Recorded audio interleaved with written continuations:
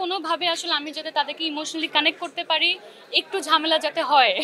আমাদের আশেপাশে কি কি ঘটে যাচ্ছে এবং সেটা নিয়ে আমাদের কি কি করা উচিত। আমি একটু সময় নিয়েছিলাম ভাবার জন্য যে আদৌ আমি পারবো কিনা। আমার মেন্টর মিমি আপা উনি এসছেন, ওনার হাত ধরেই তো আমার জার্নিটা শুরু। লাক্স চ্যানেল আই সুপারস্টার যখন আমি পার্টিসিপেট করেছিলাম উনি আমার জাজ ছিলেন, আর আজকে উনি আমার পাশের সিটে বসে সে আমার মুভি দেখছে এবং শেষ হওয়ার পর সে বলছে তার অনেক অনেক ভালো লেগেছে এবং সে বুঝতেই পারছে না যে আমি কবে এত বড় হয়ে গেছি। তো এইগুলো আসলে অনেক বড় একটা পাওয়া।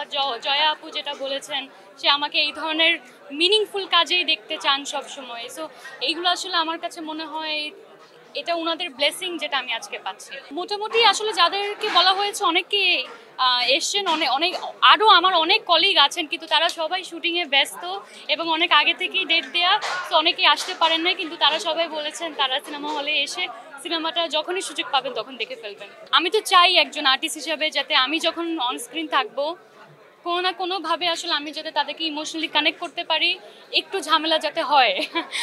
তা না হলে তো আমি আসলে আমার কাজটা হয়তো বা ঠিক করে করতে পারি না যদি এমনটা না হতো।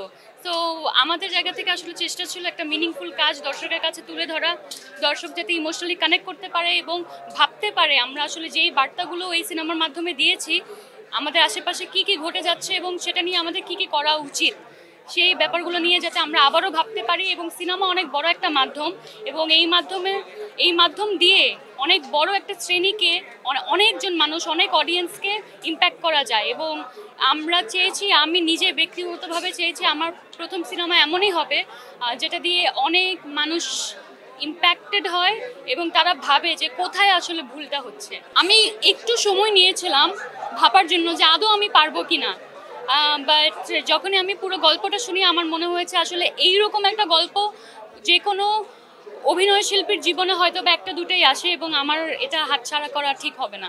আমি একজন আর্টিস্ট হিসাবে আমার সবসময় মনে হয় যে কোনো পার্সন যে আসলে এই কাজটার সাথে জড়িত আছে, কাজটা দেখার পর তার মনে হয় যে এর চাইতে নেক্সট টাইম আরও ভালো করতে হবে। তো আমার ক্ষেত্রেও আসলে তাই। মেহজাবিন হিসাবে যদি আমি আমার পারফরমেন্স দেখি আমার মনে হয় আমি নেক্সটে আরও কঠিন, আরও দুর্দান্ত কিছু নিয়ে যাতে আমি ফিরে আসতে পারি।